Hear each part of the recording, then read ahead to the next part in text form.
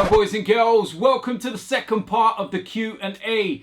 International break is over, but we still got a little bit of time to get some questions in before I do the preview of the Newcastle game this weekend. Same as last week, 10 questions, picked them out at random when I put the tweet out.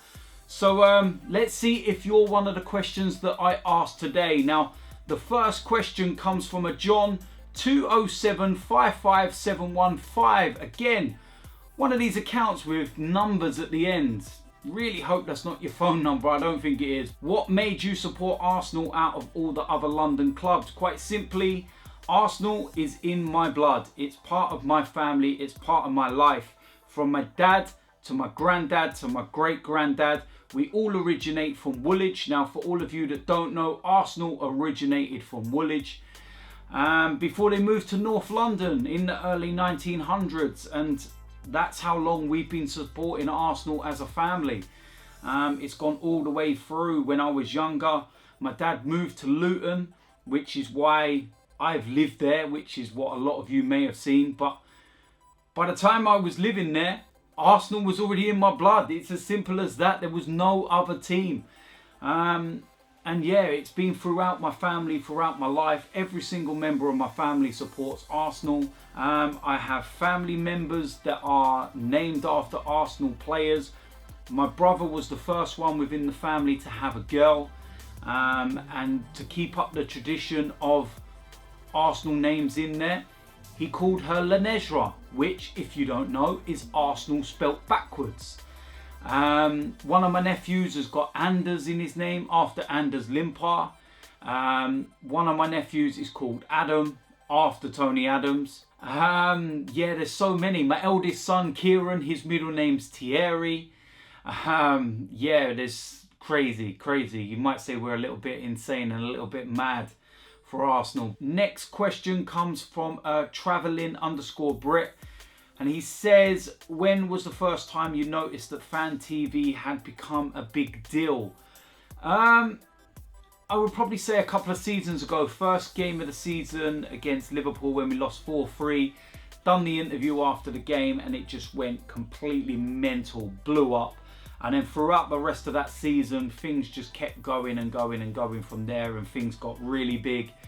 And then last year is when it just went off the scale. It was mad, and it's just growing and growing. Even since Arsene Wenger's gone, Arsenal Fan TV has just grown. My channel's grown. And yeah, it's crazy. Everyone throughout the world, you know, watches fan cams from all clubs. You know, AFTV is the one that everyone seems to know the most, and it is the biggest. But clubs throughout, you know, the Premier League, the Championship, League One, League Two, there's fan cams popping up everywhere. So it's good to let the fans have a voice, that's for sure. So hope that answers your question. Next one comes from a CFC Kenny 1905. Is there a country that you haven't been to yet to watch Arsenal that you would like to go to? I would say Australia is a country that I would like to go to. I missed the pre-season tour last year to Australia. As a lot of you know, I was going through ongoing medical conditions and stuff like that, which I ended up having to get sorted out through the middle of last season with emergency surgery and whatnot. But Australia for me would be the one where I'd love to see Arsenal play. Heard it's a beautiful country. There's a lot of Arsenal fans over there. So yeah, I'd say Australia, definitely. Ticked off one of the boxes this season when I went to Singapore. Amazing country. Unbelievable time I had out there. So yeah, I would have to say Australia. Next one comes from Dangerous Dilks. And this is the guy that looks like the one from Superbad. Sorry, mate. What are your son's future aims as a footballer? And what is the moment you're proudest of as a YouTuber? 2 questions in one, sneaky. My son's future. I just want him to go out and enjoy himself. First and foremost. He suffered a horrific leg break a year ago. He's back playing again. He's played 2 games back with Stevenage since he's been there. He's captained the side. and he's now starting to get 90 minutes under his belt. He's doing what he needs to do, and he's slowly but surely near enough back to the level that he was before he broke his leg. And all credit to him for doing that. He's had to go through a lot to do that, and it's not easy. But yeah, what I want him to achieve, like I said, just have fun, enjoy it. What will be, wherever, you know, he will go, who knows? Will he make it? Who knows? It's a tough industry, and it's all about, you know, right time, right place, right person watching, or whatever. You know what I mean? It's difficult, but he's got it within him. Definitely, he's definitely got all the attributes to do it. So yeah, it's down to him now. He's 18 years old, and I can't wait to see what the future holds for him.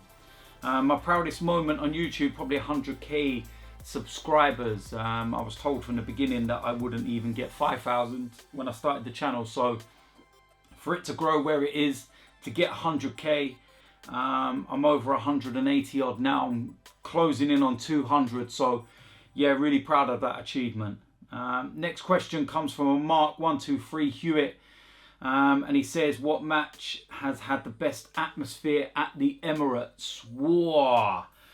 Atletico Madrid last year in the semi-final of the Europa League was unbelievably good. So good. Going right back a few years now was probably when we played Manchester United. Van Persie scored with about 10 minutes or so to go. And then Thierry Henry, with last minute or so, headed it in. We won the game 2-1. I've never felt the Emirates like that. Electric. Unbelievable. Whenever we play Tottenham, they're unbelievable atmospheres. But yeah, it is difficult getting the atmosphere up. And yeah, I'm saying top of my head, those are the ones that stand out for me. Next question comes from Patrick_Rafe, and he says, how do you rate Anfield atmosphere? Have you been on a European night? Do you know what? I had this question the other week and I answered it on Twitter, and I said about it. I've been to Anfield on a European night, and the build up to it is unbelievable. The singing, you never walk alone, and all the rest of it. But then for the rest of the game, it's quiet. You know, and there's Liverpool fans that will back me up on this, all right? European nights, yes, they are a little bit different, and there's something about them. But the European night I went to, it was quiet, and I still don't know how we lost that game. Robbed, never a penalty when we made it 2-2, never. But you know, Liverpool have the same problems as everyone else. You know, the build-up and everything at the beginning, that's great. But when the game's on, you know, when they're playing the likes of Burnleys, Bournemouths, and you know, not them huge games, for example. They struggle for the 90 minutes to get an atmosphere going, and you know, even the most ardent Liverpool fan will agree with me on that. But it is an amazing place to go, and when it's rocking, it's rocking. But when it's quiet, it's quiet. That's what I'll have to say. Next question comes from Joshua Shell 1. Worst stadium you have ever been to? I'd have to say White Hart Lane. Absolute shithole. What a dump. The good thing about it is that I've watched Arsenal win the league there, which is more than any Tottenham fan can say. Unlucky. My dad can actually say he's seen Arsenal win the league there twice. 71, 2004. Never mind. But yeah, absolute shithole. Can't stand the place. Can't stand walking there. Can't stand being in it. Can't stand the fans. Can't stand the sight of it. So yeah, has to be Spurs. Next question comes from a Formula One spy, John. And he says, do you like Formula One? If so, who is your favourite driver? I like Formula One.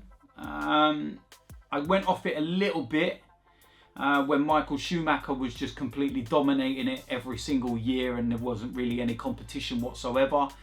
Lewis Hamilton, unbelievable driver since he's been in it. And it's more competitive every year now. But for me, I would say that, you know, my favourite driver and the greatest ever for me is Ayrton Senna. May he rest in peace. What an unbelievable driver he was. And I feel as good as Lewis Hamilton is, it's going to take something to get past him.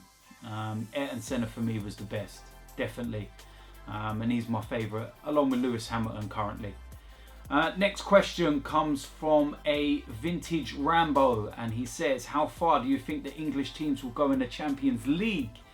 I actually think the furthest team to go will be Manchester City. I think they got a really, really easy group. And then it's down to the luck of the draw. I think that Liverpool will also qualify. I don't think they'll win their group. I think they'll finish second to PSG. And I'm actually tipping Spurs and Manchester United to drop down into the Europa League. So yeah, I'd say who will go the furthest? Liverpool and Man City, but I think Man City have got the best chance. And they're a threat to win it this year, in my opinion. So I'd say Man City. Last question comes from an Alfie Rogers 11. And he says, why did you start your own channel? Quite simply because I wanted another platform to voice my opinion. There was Arsenal Fan TV and I'd started going on there, but I felt there was so much more that I wanted to say. I've had my channel well over 2 years, way before it became popular and an in thing to do. And I just wanted it to be somewhere that I could go to talk about Arsenal, somewhere that I could, you know, have like-minded discussions with people. I was doing podcasts and stuff like that, Google Hangouts and things, and just having fun and just, you know, talking to like-minded Arsenal fans. And that's why I started it, because I just wanted to talk about Arsenal. I wanted to have another platform apart from Arsenal Fan TV. So yeah, that's pretty much why I started it, and it's just grown from there. So that's pretty much it. So there we have it. That is the Q&A. Thank you to every single one of you that sent in questions. I wished I could answer every single one of you, but there was literally hundreds and hundreds to try and get through. So I will do another one. I'll do another 2 actually when the international break comes around again, which I think is quite soon again. There we go. But yeah, keep an eye out for the preview for the Newcastle game, match day vlog, player ratings, and then we start off the European competition next week. So as usual, if you're new around here, hit the subscribe button. Let me know in the comments section what you thought, and I'll see you lot soon. I am out of here.